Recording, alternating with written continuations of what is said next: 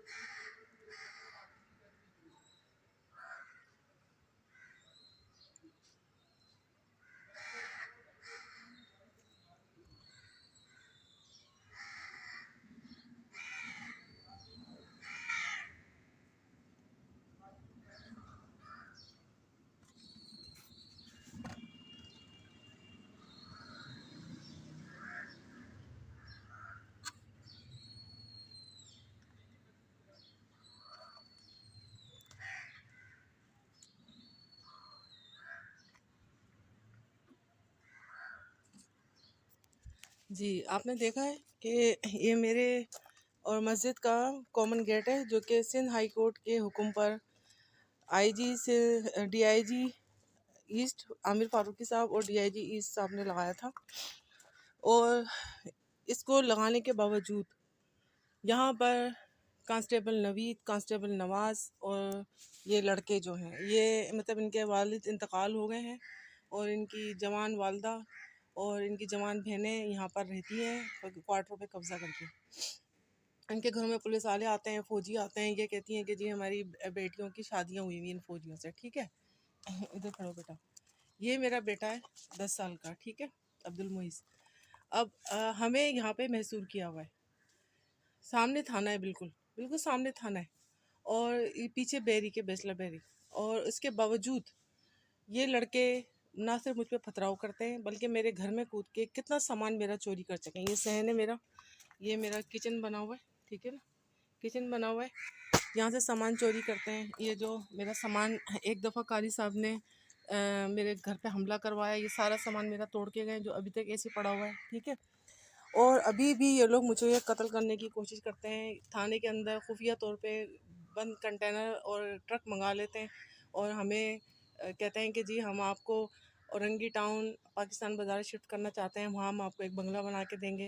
लेकिन औरंगी टाउन पाकिस्तान बाज़ार में इनके बाकायदा जिस्म फरोशी के अड्डे हैं, नवाब शाह में इनके अड्डे हैं और इनके सखर में अड्डे बने हुए हैं।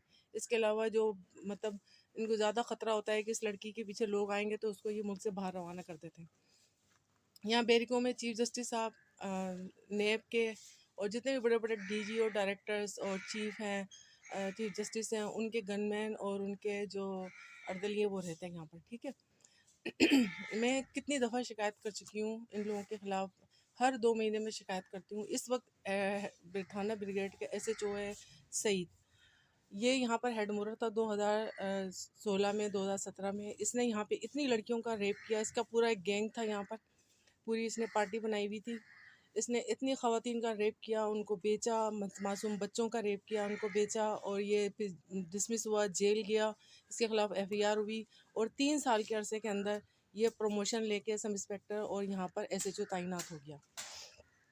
आईजी साहब नए हैं, एडिशनल आईजी साहब नए हैं, सारा अमला यहाँ पे सिंध का नया है, एसएसपी साहब नए हैं, लेकिन डीआईजी साहब जो असवर महिसा साहब हैं वो इन सबको जानते हैं, वो इनकी ही टीम के आदमी हैं।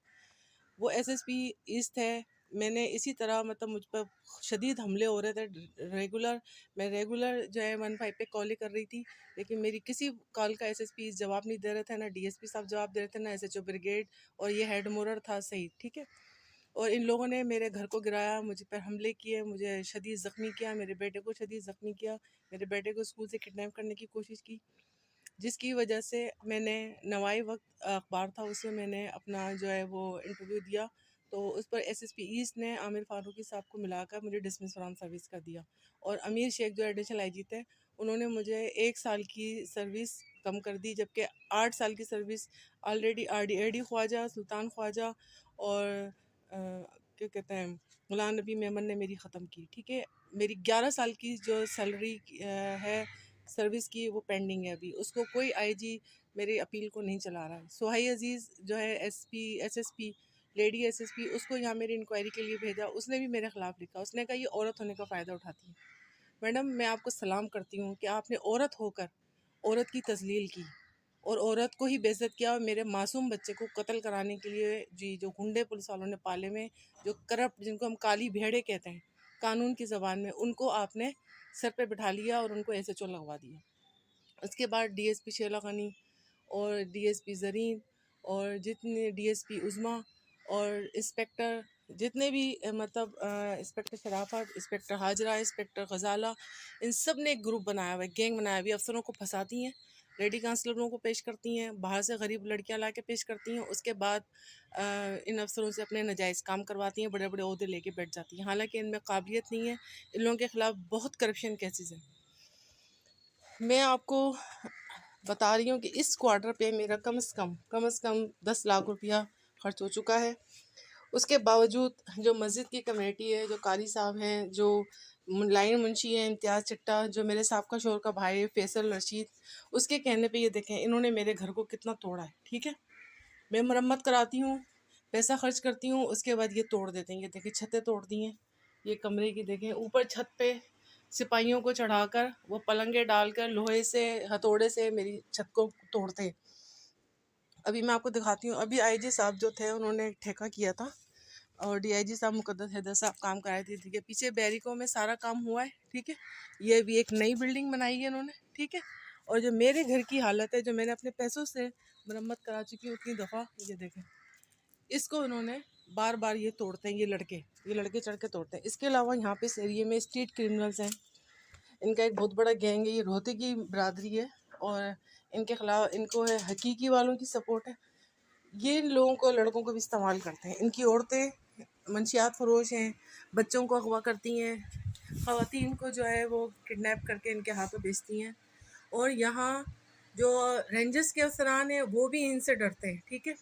कितनी दफ़ा डीजी रेंजर्स ने मेरे केस में एक्शन लिया और मुझे जो है ना तहफ़्फ़ुज़ देने की यकीन दहानी दिलाई, लेकिन यहाँ के जो डीएसआर साहब हैं रेंजर्स के, जो मतलब आर्मी के इंटेलिजेंस ऑफिसर्स हैं, वो भी इन्हीं पुलिस वालों के साथ मिले हुए हैं, क्योंकि उनको भी इनमें हिस्सा मिलता है। मतलब ये जो औरतें लड़कियां जना करते हैं, बच्चे अगवा करते हैं, उनके साथ जना करते हैं, उनको बेचते हैं, उनसे कारोबार करवाते हैं, अपने घरों में ज़बरदस्ती मुलाजिम रखते हैं। और मेरे बेटे के साथ भी गलत करना चाहते हैं, ठीक है। वो ये कह रहे हैं कि जी आपका कोई मसला नहीं है, आप तो ओवर एज हो गई हो, आप बूढ़ी हो गई हो, ठीक है, लेकिन हमें ना आपका बच्चा चाहिए, आपको हम एसएचओ लगाएंगे, आपको बंगला देंगे, आप अपना बच्चा हमारे हवाले कर दो। ये मेरा बेटा, जिसको director school, private director school ने मामा बेबी स्कूल की ओनर शबी जहरा के साथ मिलकर टार्चर किया, मेरे बच्चे के 2 साल ज़ाया कर दिए। 2 साल से मेरा बच्चा घर में महसूर है, सही है। मुझे बिला वजह शबी जहरा मामा बेबी स्कूल की जो हेड है, उसने मुझे मेरे बच्चे को टीसी दे दी, ज़बरदस्ती स्कूल से निकाल दिया बगैर किसी वजह के, कोई वजह नहीं थी। 1 क्लास से 4 क्लास तक वहाँ पढ़ता रहा है। और अब कहती है कि जी मैं आपके बच्चे को नहीं सकती क्योंकि मुझे ऊपर से अफसरान का प्रेशर है। इस वक्त जितने भी डीएसपी हैं, बाराकल्ला डीएसपी, मलिक सफदर और जितने दूसरे डीएसपी हजरात यहाँ पे काम कर रहे हैं, वो सब करप्ट हैं।